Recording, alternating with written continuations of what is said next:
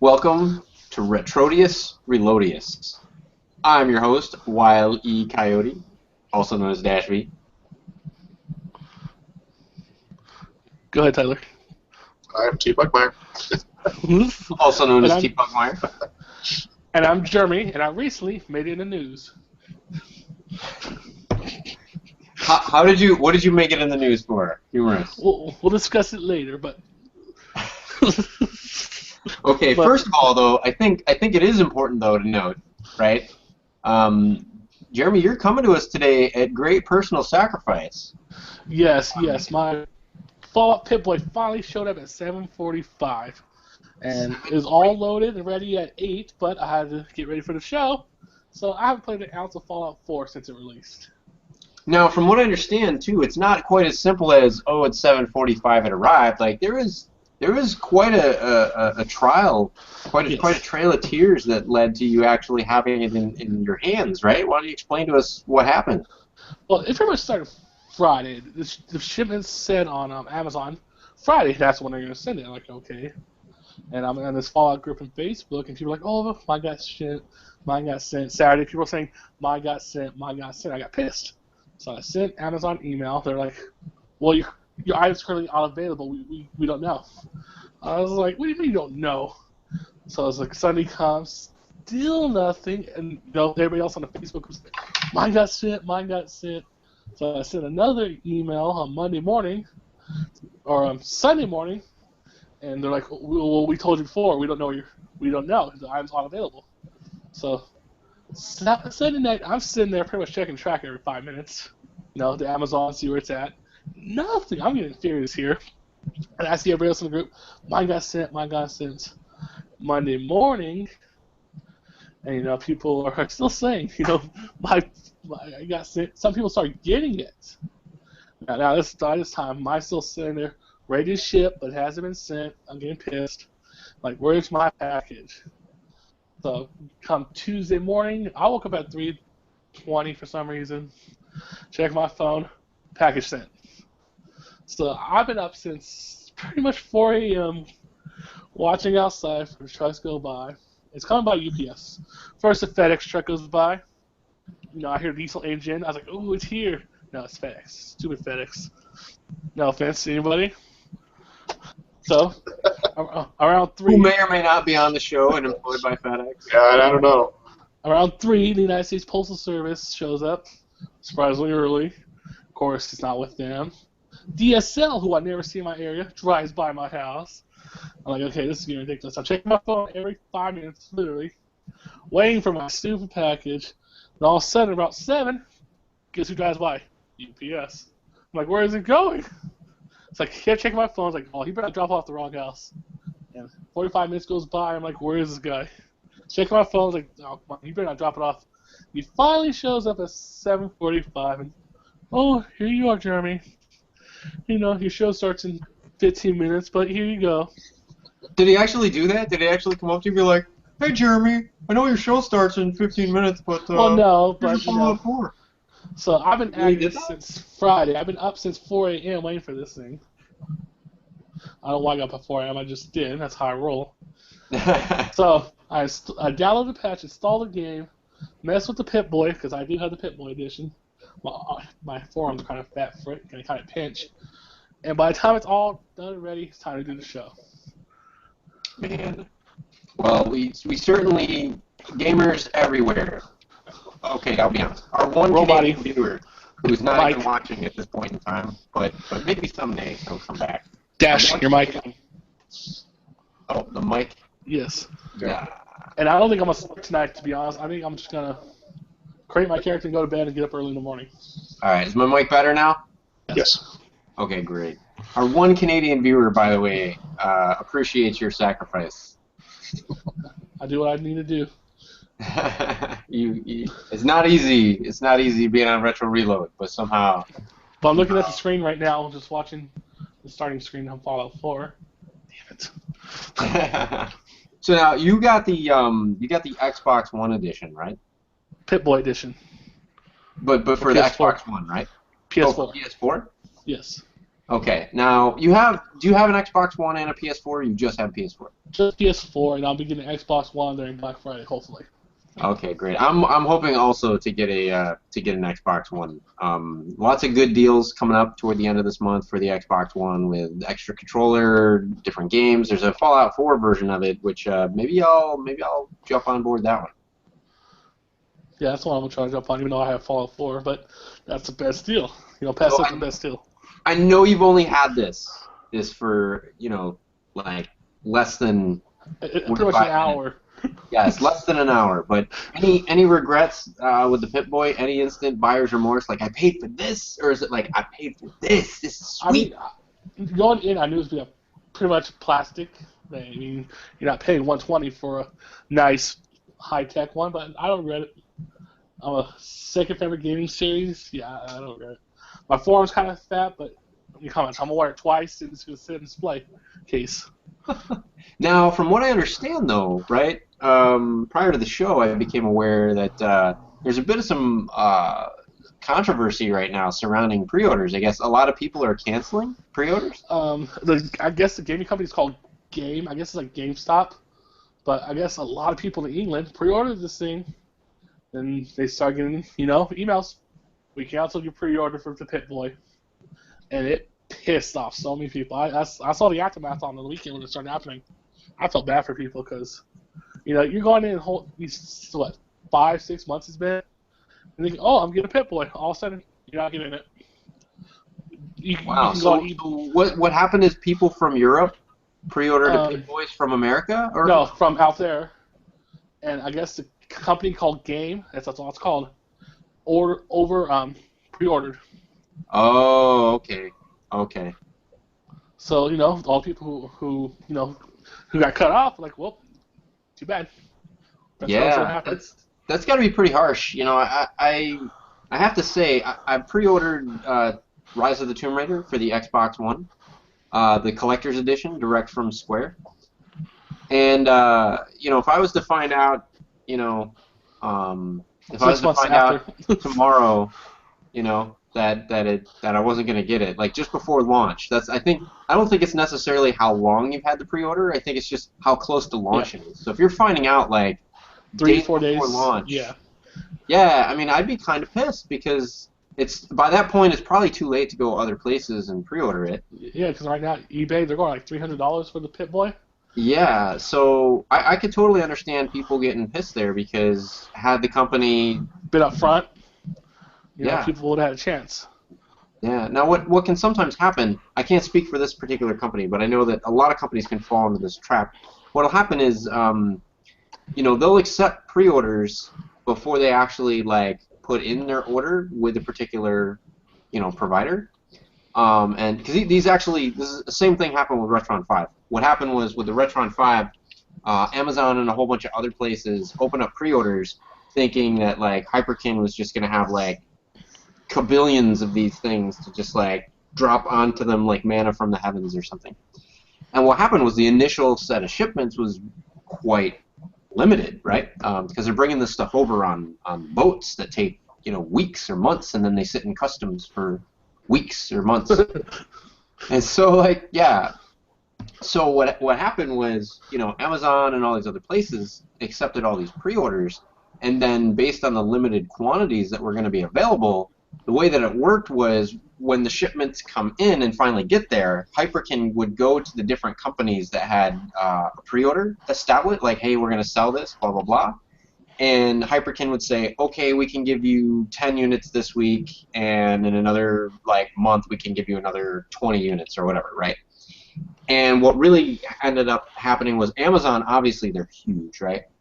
So Amazon's like, we want some big, giant number of Retron 5 units, right? And Hyperkin was kind of in a bind. They were like, well, crap, like, we could give 80% of what just arrived in America to Amazon and satisfy everybody on Amazon's pre-orders and have all the mom and pops be pissed because we don't got enough for them. Or we can take what we have, dole it out to make sure all the mom and pops are covered. Amazon maybe gets a small handful, so the Amazon users are pissed, but all the mom and pops are happy. So what they tried to do is they tried to do what they thought was the right thing. Let's give all the mom and pops it first, and then we'll backload Amazon as more product comes available, right? And what ended up happening was, bad anyway. Like a lot of mom and pops, surprising some of the mom and pops that did it, got their consoles in, jacked the prices to like 2 or 3 times what they ought to have been, and then everybody was pissed because like literally what happened was I had pre-ordered the black console, which had delays of its own, and when I pre-ordered that back in September, the year before it launched, I think it was September, yeah. Basically my pre-ordered one arrived 2 months after I walked directly into a mom and pop 3 days before launch and just bought one cash. Nice. So yeah, it was kind of silly the way that rolled out. So it sounds like a similar thing here. Like probably a company bought more than what was able to be kind of doled out for them. I don't think that they maliciously did it and just said, hey, we're going to take as many pre-orders as we can. Yeah, but they should have been honest from the front because there's 2 runs, and it's well known that I hear an echo. There's 2 runs, and I was out, and that is like we're making more, so they should have known. Well, they might not. I don't know. They may. I guess what I'm saying though is, in their defense, they may not have known. Right? They may not have been aware that they might have placed an order and the vendor that's providing the shipments might have said, oh yeah, that'll be fine, you'll have that many, and then when they actually produce these things, they might have decided to ship more units to a particular location than another, and then they got to slice and dice it somehow. And usually what happens is you take the one that got the most units, that has the least market share, and you just cut out from them to kind of make it go around. So the Amazon case with Hyperkin was kind of a weird case where Hyperkin deliberately, originally they were thinking Amazon, but then a lot of mom and pops were going, oh hey, we'd like this, and then between all the mom and pops that they wanted to fulfill and the shortage, they deliberately decided to go against the grain and say, give it all to Amazon.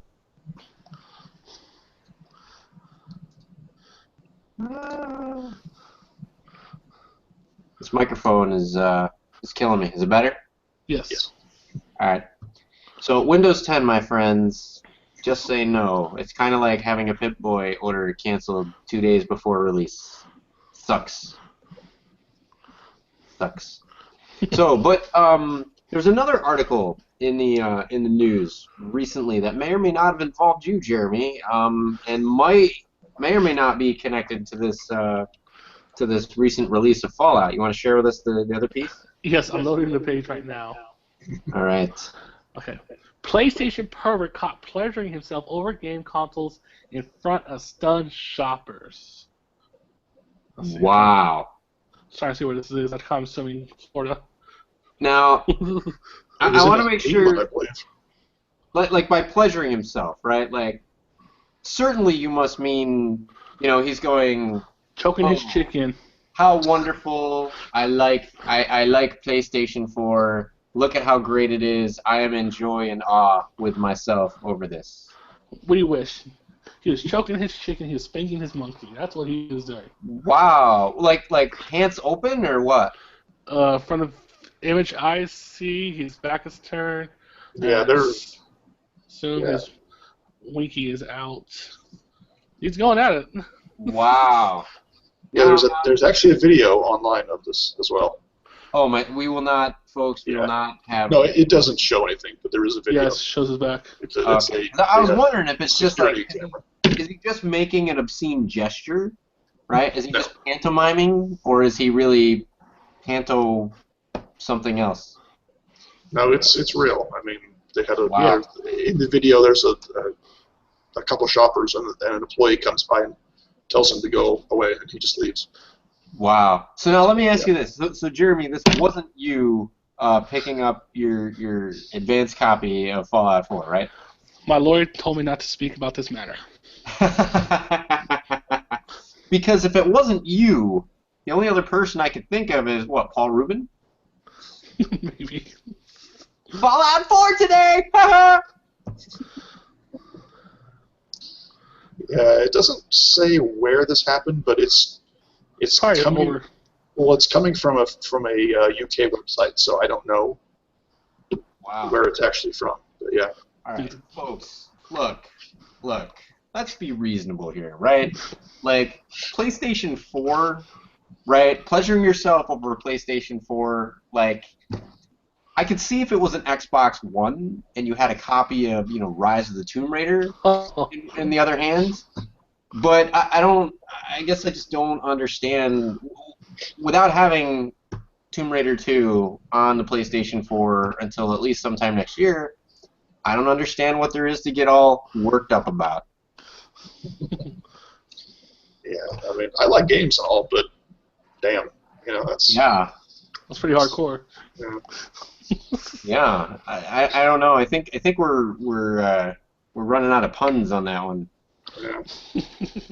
But although right, we need to be very aware that this could just be some viral marketing for a re-release of Rez or something like that, right? Maybe Loverboy is coming to the PlayStation 4. For all we know, hey, you never. I'm throwing. So some sick pervert.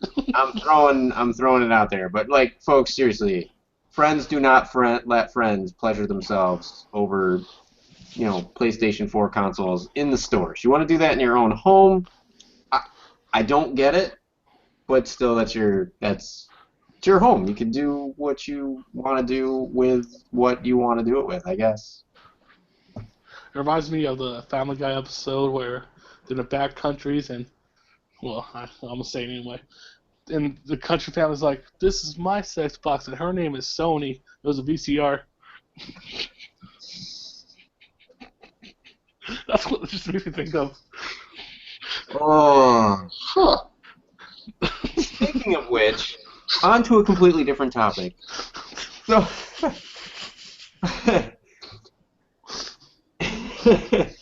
wow, I'm having trouble recovering from that one, my friend.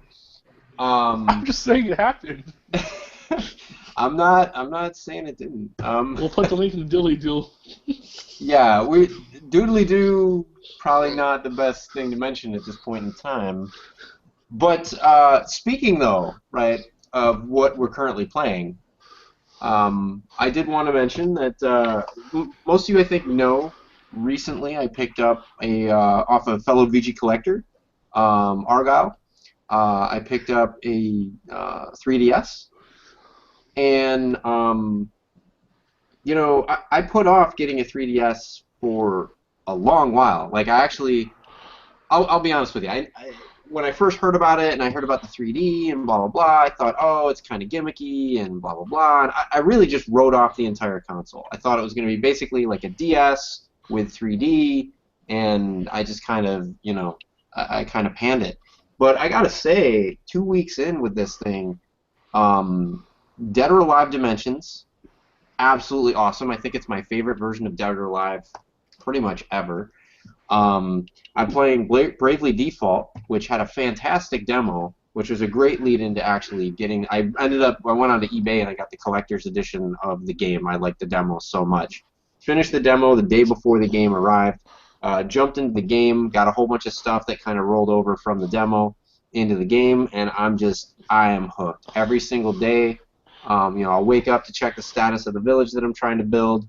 I'll make sure to put the workers to work on the right stuff before I take off to work, and then I'll come home later and see what new stuff that they unlocked. I haven't really had to do any unnecessary grinding, unlike the guy that was, pleasuring himself over the PS4.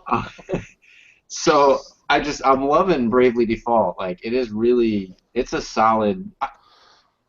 For those of you that don't know, Bravely Default is a JRPG, so it's like a turn-based strategy, that kind of thing.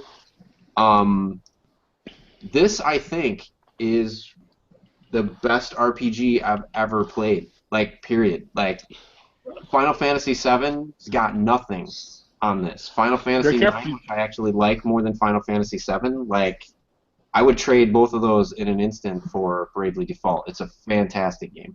You better be careful saying that, because Cash Shill, he heard you saying that, he's going to get mad. You know, he might. I need to talk to Cashel sometime about his take on Bravely Default because I don't know if he had an extra copy or if the game just didn't resonate with him for whatever reason. But Do you he like said, it? "Oh, what's that?" He played it before? Yeah, like I sent him a message and he's like, "Oh, I wish you had known you were interested in that game. I would have given you my copy." And I'm like, Huh. Did you not? I didn't follow up with him though. I was like, I don't know if he didn't like it or if he got like, a copy for Christmas, a copy for his birthday, or Yeah, you should follow up on that. not really sure there. But so I'm sure there's a discussion there that I'd love to have with him, whether he likes it or hates it. Part of the reason I say I like it better than Final Fantasy VII and IX is because the story is fantastic. The characters are very, very. It's been a while since I've played a video game where I found myself laughing out loud during dialogues between the characters for things that were meant to be funny. I mean, I've laughed a lot at games like Resident Evil and things like that, like for things that like, ah ha ha, that's not supposed to be funny, but it is, like that's so bad it's funny or whatever. But this game, I mean, the characters are really very, very, affable, and the storyline is easy enough to follow. There's plenty of side quests. They changed up it's a turn-based strategy game in terms of fighting and stuff, but they mixed up the dynamic in a way that they added a fourth dimension to the fighting, where instead of it just being purely turn-based, I go charge up, next guy goes, I charge up, right? They kind of did this thing where you can take turns in advance, or you can bank turns and use them like in a flurry. So the practical upshot is, like, depending on how you do it, if you know that you have a magic character whose really only ability is to heal folks, you actually can gain quite an advantage by just saying bank my turn, bank my turn, bank my turn, while the rest of your team is like doing like 4 turns at a time attacking and just crushing the enemy. And then when the enemy comes in, because the enemy can also bank their turns or use a whole series of bank turns against you, it's totally possible. Like, I've seen fights go, like, start out this way and then they go the other way where, like, you think you're going to crush them and then they put you, like, next to death, or they even take out, like, 3 or 4 party members and the only person left is the one that was, like, defending. But then what's cool is you've actually got, with 4 bank turns, you can say Phoenix down, Phoenix down, Phoenix down, right? And then you've still got 1 turn left. You already resurrected like 3 of your characters, and then you do 1 cure for all of them, and bam, you're back in the game again. It's really kind of neat that it allows you to do the turn-based strategy in a way that just hasn't been done before. Then they've got other stuff like if you keep the DS in sleep mode, but you keep the game running, you'll accumulate, they call them sleep points. And what sleep points are is you can bank turns for when your DS has been offline, but still on, but just not, you're not actively playing the game. For every 8 hours, you get an SP point, and each SP point is a banked turn that you can use at any time. So literally, the boss could be in the process of whooping your ass. You can hit the start button. It freezes all combat except for your character, and then you can use up to however many SP points you have. You can use that number of banked turns instantly against that boss. That's So interesting. it's very, very, the combat is very, very flexible.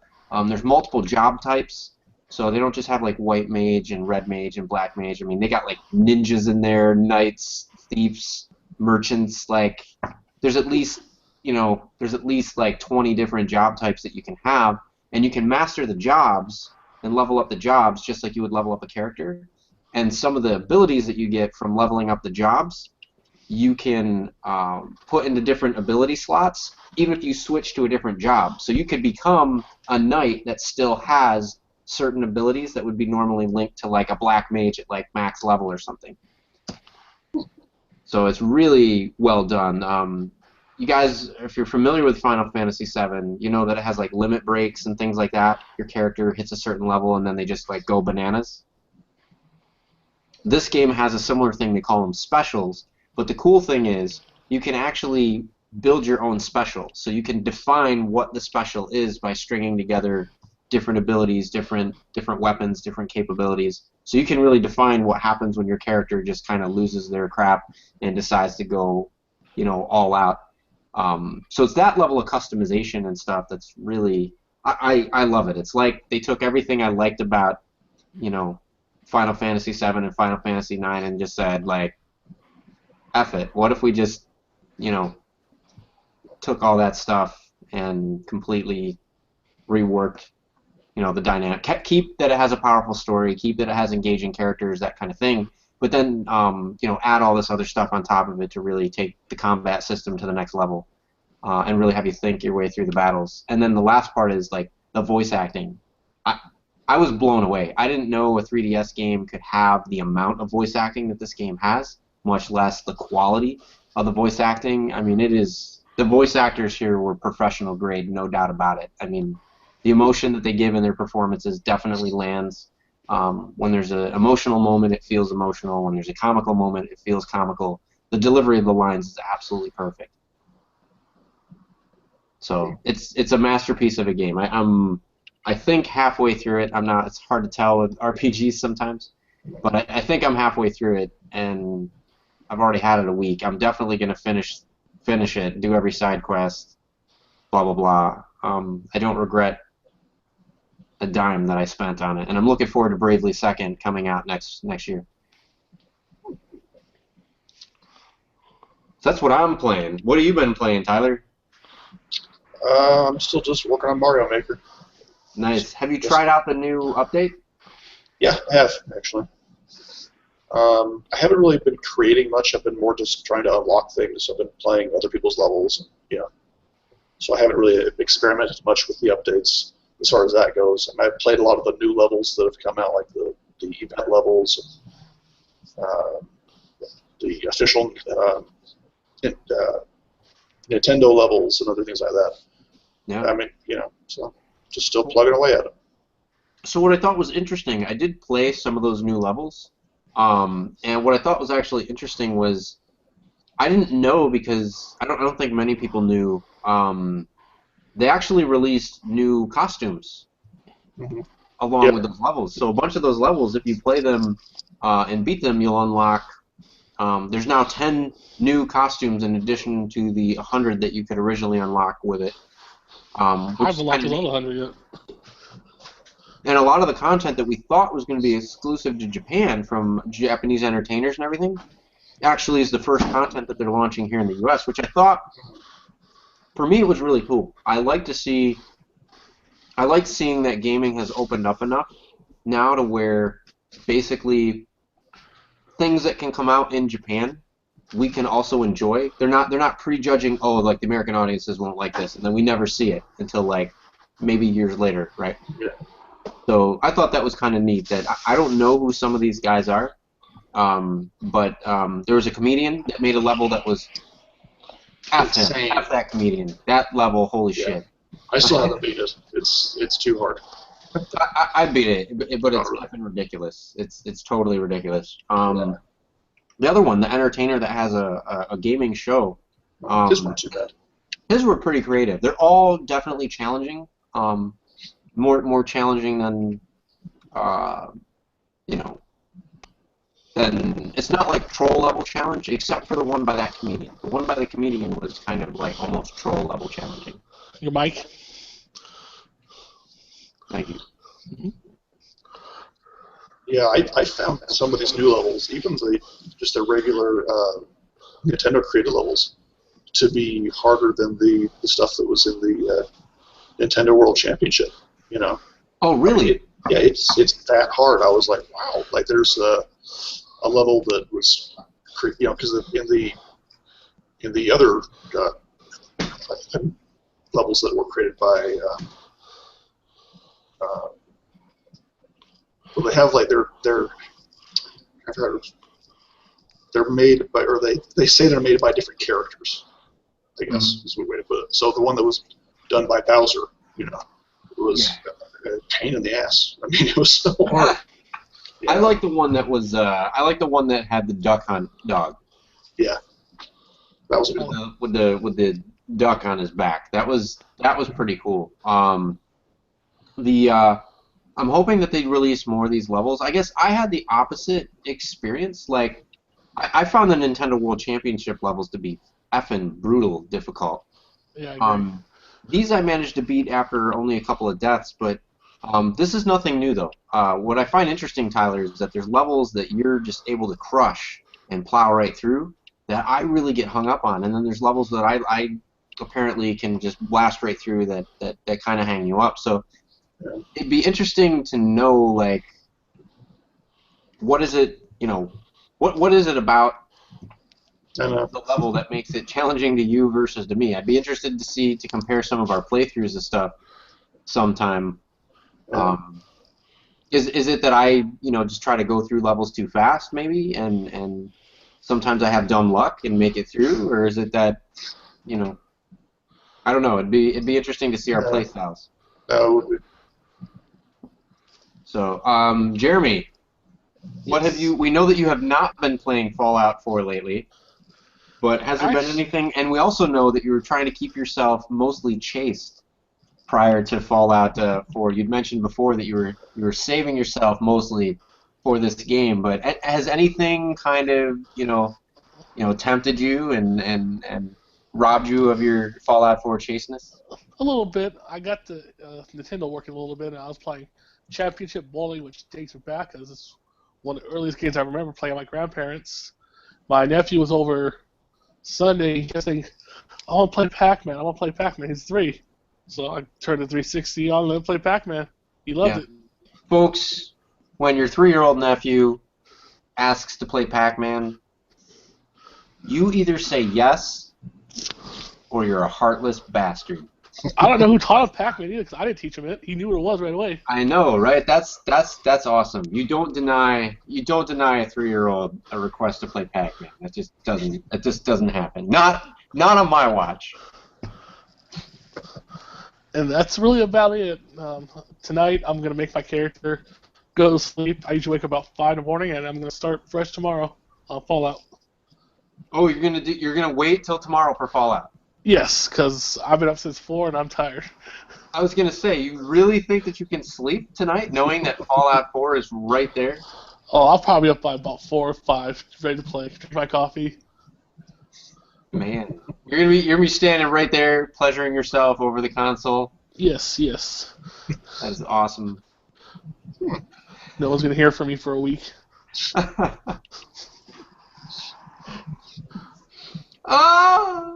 My friend just texted me, "Are you happy Fallout is here?" Gee, I wonder. You should send him the article and be like, apparently you didn't hear about what happened earlier today. I'll do it.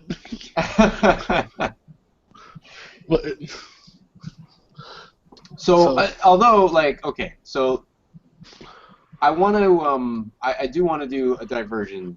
So, and this is not necessarily gaming related, but kind of on the lines of our news topic. Like, hopefully none of us have literally, done obscene things in a store, right? As people look down at horror, right? But have you ever, what is the most embarrassing thing you've ever done or had happen in like a public forum? If you guys want to share that, I'll share my most embarrassing one if you guys share. Okay, I got one. All right, go ahead. Okay, school counts, right? When we're little kids. Yeah. So I was in about 2nd grade, and I really had to pee. I had my hand raised. Teacher ignored me. So you know what I do to, teach her a lesson?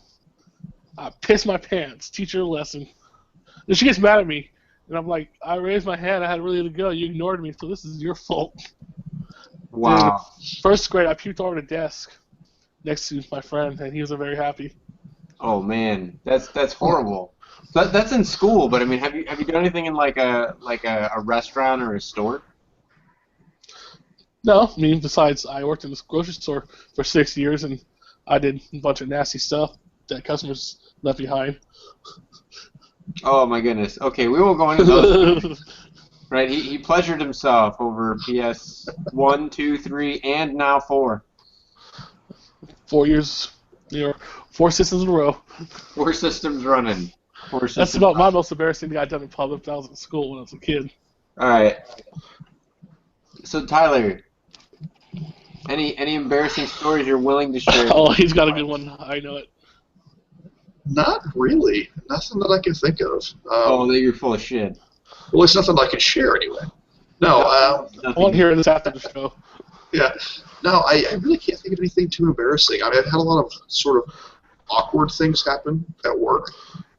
Okay. But Like, has someone ever answered the door naked? No, not yet. No, I mean, I've had just a lot of sort of odd, awkward things happen, but nothing really embarrassing or anything like that. I mean, What's an odd, awkward thing that's happened that you could share with us that wouldn't get you fired? so just the other day, actually, this happened last weekend. I'm sitting in my truck at a light. I have the driver's side window down. I'm just sitting there, have my arm out the window, just waiting for the light to change.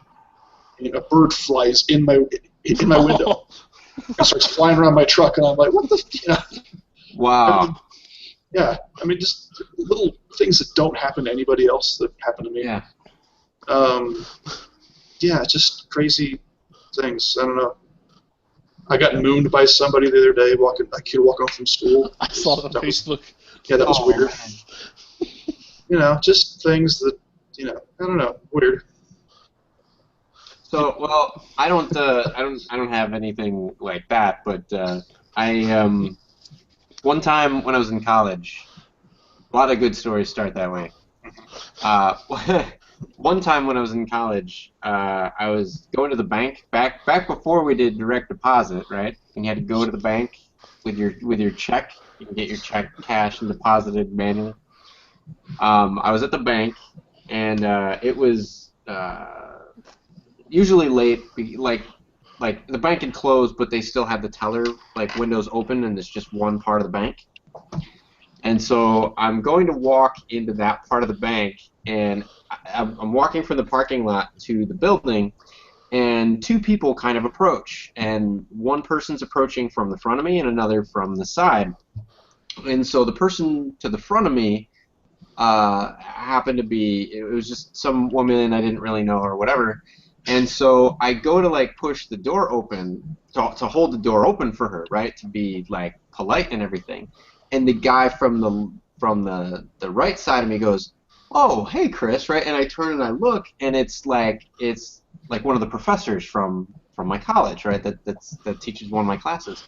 And I'm like, "Oh, hey," and I'm still I'm in the middle of going to push the door, and what I didn't see is that the woman just throws the door wide open.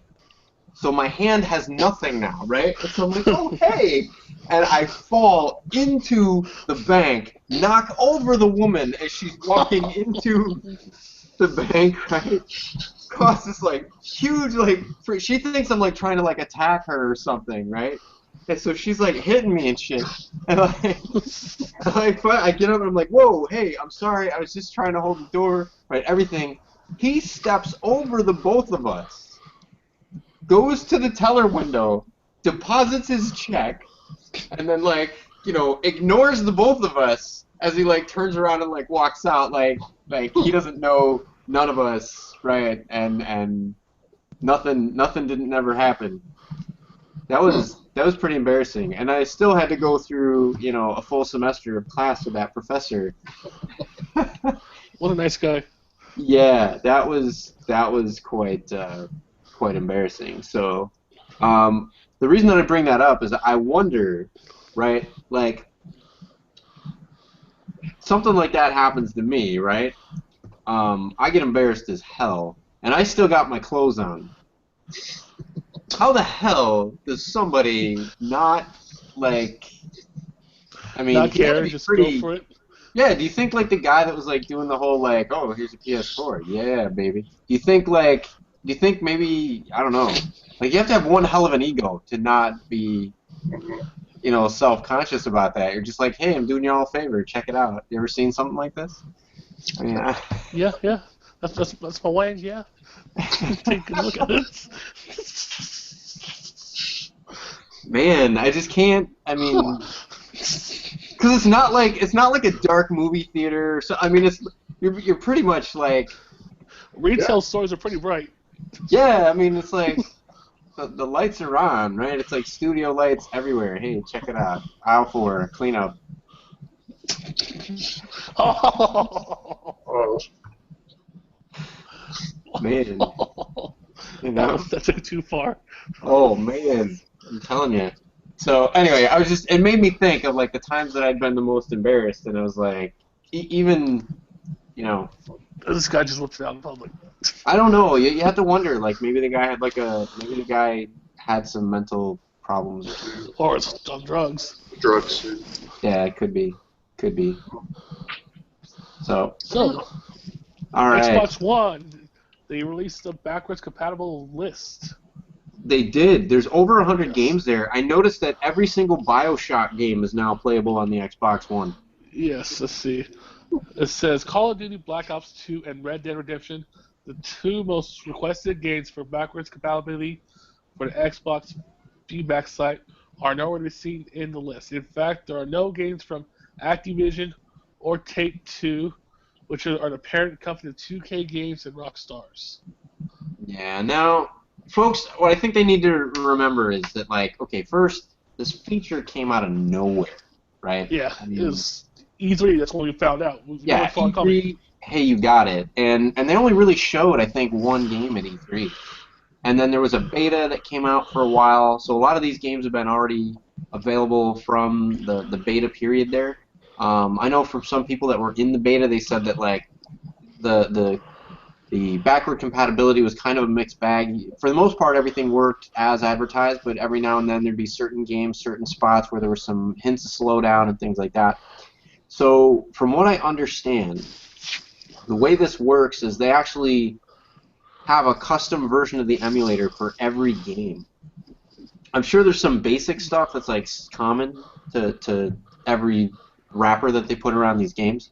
But in order to tweak it and get the performance like to a playable level, I'm sure is not an easy task. And not for nothing, if you look at, Rockstar games and stuff, generally they're pushing the systems to their limit, right? They're not usually skimping on these games. So it may be possible that either one of two things. Either the game's just not capable of performing under the emulator in a way that would be acceptable, or, Or Rockstar's not giving permission. What's that? It could also be Rockstar's not giving permission. Yeah. Microsoft said that it's an opt-in thing, right, which is a licensing type thing. So maybe Rockstar just doesn't really care about it, or maybe Rockstar's planning re-releases of some of these titles and they don't want to double dip. I don't know. I can see them releasing HD versions. Yeah, so I guess let me ask you this question, right? That's an interesting segue. Is for games that were released on previous gen consoles, even if it was just quote last gen, like, what are your thoughts on would you rather have that playable through backward compatibility, or would you rather have Back to the Future, I think, is a prime example. I don't know that it necessarily needed a 1080p facelift and that kind of stuff, but in the 30th anniversary edition of Back to the Future, along with the 1080p facelift, we now have voice acting by Tom Wilson. Like, the real Biff is now the voice of Biff in the game. So, hell yeah, I'll throw down money for it again and pick it up, rather than play old one emulated on my new system. What are your thoughts? Jeremy or Tyler? I don't really. I mean, I don't really have any specific examples of anything like that I've played or bought or anything like that. So I don't know. I think just me being me, I would be fine to just have backwards compatibility to save the money, if nothing else, because I'm kind of cheap. But I can definitely see where adding new modes or new graphics or something that would be a selling point, especially if it was a very popular game.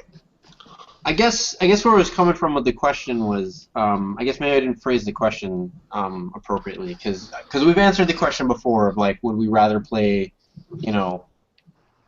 remakes, or would we rather play stuff backward compatible. I guess. Excuse me. It's okay. Bless you. I guess the question that I meant to ask was, if developers, if Sony, if Take-Two, Telltale, companies like this, if they were willing to go back and invest in an old property, would you want them to focus on Your mic. building? Yeah, give me a second. Would you want these companies to focus on building a way to reproduce the original experience where you're going to get exactly what you had before? Or would you rather have them, kind of innovating, kind of figuring out, like, can we make the voice acting better? Can we get original actors? Can we take the original material and maybe go from a 720p presentation to a 1080p? Or can we go from, like, what was maybe full frame and make it widescreen with proper aspect? I mean, where would you, if they came to you and said, hey, we're going to make game X, right? Where would you rather have them spend their time if it's going to take months or weeks, to do this? Would you rather have them just spend it in all this back-end stuff that's just going to, at the end, show you more of the same? Or would you like to have them try to, extend or supplement the original experience in some way? I would personally... What was that? I got a great example. Yeah. Ace Combat, obviously my favorite series. If they released 04, 5, and 0, I'm getting like a really bad echo. Anyway, I would want them to upgrade graphics. That's it. I want the same missions. I want the same experience. You want the same exact experience. So you want them... upgrade the graphics, and that's all I want. Because so that's not the same exact experience, though, my friend, right? Because let me ask you this: by upgraded graphics, right? Some of the first Ace Combats were on like PlayStation 1 and 2, yeah? Yes. So those had a 4:3 aspect ratio, yeah? Sure. With the upgraded graphics, I'm assuming you mean 1080p widescreen 16:9, yeah? Preferably. So won't that change the game, because you'll have a wider field of vision?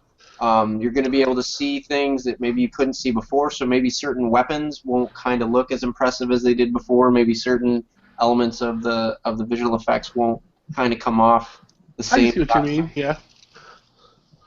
But I would want closest to the original experience, I don't want maybe a couple extra missions, but yeah. For example, the GoldenEye for 64, when they brought it to PS3, it was garbage because I'm like, well, this ain't GoldenEye, this is a remake of GoldenEye. I don't like it. But I guess what I was kind of getting at is I think there's like a fine line, right? Because it starts out with like, I think some of these maybe start out as like faithful ports, right? And I think Final Fantasy VII, the remake that they're working on, kind of falls into this, where you got people going, I need exactly what it was before. I just want to see Cloud cross-dress in HD. Like you've got those people, right? And then they're standing there pleasuring themselves over a PS4. The thoughts of Cloud and drag. But I'm just making up shit.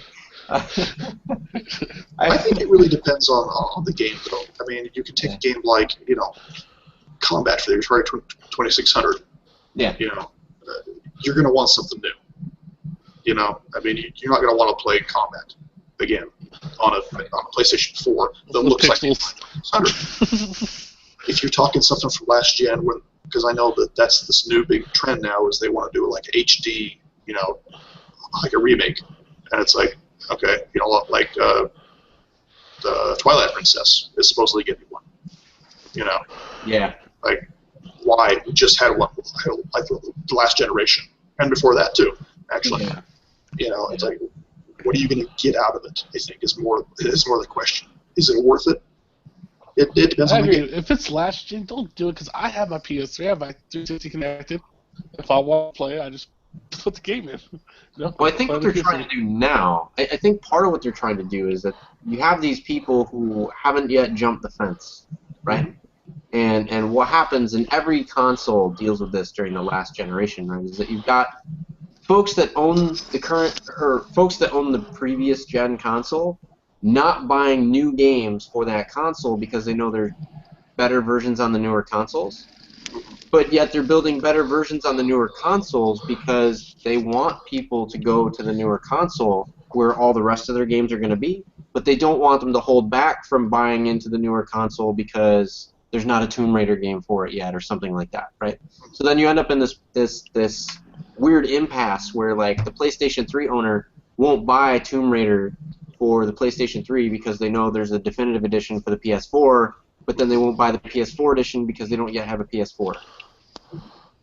So I think it's an interesting challenge there. I mean, you could just say, look, make it for just one platform, but then anybody that's coming in PS4 is going to be missing out on maybe some really great games, and folks that still do have the PS3 that are holding out are going to be, missing out on those games. So I think there's definitely some challenge of like, which market do I get? And it looks to me, at least, like even if you try to get both of them, you're still going to miss a lot of people because they just don't know where to go. And I do think that might be an indication of like what you were talking about with Ace Combat. It may not work to simply have the original experience with updated visuals and audio. It might not be enough of a jump for most people unless you can say it's a new experience. So, but it maybe depends entirely on the audience. We know Final Fantasy VII right now, a lot of people are being vocal that it's not going to be a direct one-to-one remake. Personally, I think that's a great thing. I don't want to play the exact same game that I already played. I don't mind if it has elements of the original game and keeps the main storyline and the main characters true to what their original arcs were, but give me extra side missions, get rid of some of the slower, sluggish side missions, reduce the amount of grinding, and that kind of thing, and introduce some new gameplay elements that I wasn't quite expecting, and I'd be looking forward to the experience. Don't just give me the same exact thing in a shinier new wrapper. But although some people do like that too. Yeah, and I think it depends on the game, right? If you're talking Final Fantasy VII, you're probably going to be putting 80 hours into that game to play it to the end. Ace Combat, how many hours would you say you'd have to play to get it from start to finish? Just to beat it regularly, I mean, it could take you a couple of days, but the more you play, the more you unlock planes, weapons, color schemes. That's what I look for. I look for all the planes, all the color schemes, and on the 4.0, if you play a certain way, there's different missions you unlocked. So there's if you attack everything, you're a mercenary, so you go to the mercenary level. If you're in between, you went through the in between missions. So there's 20 missions, but there's really 40 because you got if you do it a certain way, you unlock on a certain level. It's kind of hard to explain. No, I think that makes sense. And for a game like that, I think it's certainly a different value proposition. For me, like if I know that I can beat the game in a couple days, you can't beat Final Fantasy VII in a couple days. Unless you play it literally non-stop and don't even sleep. And you'd have to cut a lot of corners and a lot of side quests to do it. That kind of game, if I'm going to invest that level of time into it, again, to play it start to finish, you better show me something new. Yeah, that's true. You know what I mean? If it's I play it for a couple hours today, I play it for a couple hours tomorrow, and then I've beaten it, I wouldn't mind seeing it with updated graphics and audio and that kind of stuff. I do think, though, that would, change the experience. Case in point is I've seen a lot of remakes of the original Street Fighter games on these current gen and next gen platforms, and to me, their chase for shinier graphics, I actually preferred the pixel art look to the current looks because to me a lot of the Street Fighter games are starting to really just look like Flash games, if that makes sense. Like the animation is so crisp and the edges are so well defined and it looks like I'm looking at Flash animation characters fighting each other and not like I'm looking at a game fighting arena kind of thing. I don't know if that makes I get you. Gotten the same look, but you were gonna say, Tyler? No, I was just gonna say I think kind of going back to what you were saying a minute ago, with like a new experience or something like that. Look at how many times Doom has been ported to every console imaginable. Yeah. And it's the exact same thing every single time, and it consistently sells. Maybe not as well as it used to, but I mean, it's still, I mean, it's not a system seller by any means. It's still a popular game. People still want to play it, and they haven't added anything really. So I think the case can be made for both ways. Do people want new things? Do they want the same old thing? So maybe the moral of the story is, and maybe some gaming companies already do this, right? Like, they should probably find out what it is that their public wants, right, before they produce it. Because maybe some of the reasons that these remakes don't land, kind of like what you're getting at, Jeremy, is not because it was a bad idea to do the remake, but I guess as we've just discussed, there's many different ways you could go about doing the remake, and you could come out with radically different products. You could either have the same game, only with a widened aspect ratio, updated graphics, and maybe Dolby surround sound, or you could end up with, the Flash version of Street Fighter 2. So, all right, folks, this has been Retro Reload. We hope that you enjoyed the show. Do not enjoy the show in inappropriate ways in public forums. Otherwise, we cannot be held liable or responsible for that. But tune in next time for Thursday's show, where you're sure to get some more information on upcoming games and what we're playing. And if you have any comments, if you are the guy that did that in the store and you want to kind of explain yourself, drop some messages in the dooley-doo. Please, no pictures. I was about to say that no pictures, please. I know, right? So that is it. Have a good Tuesday.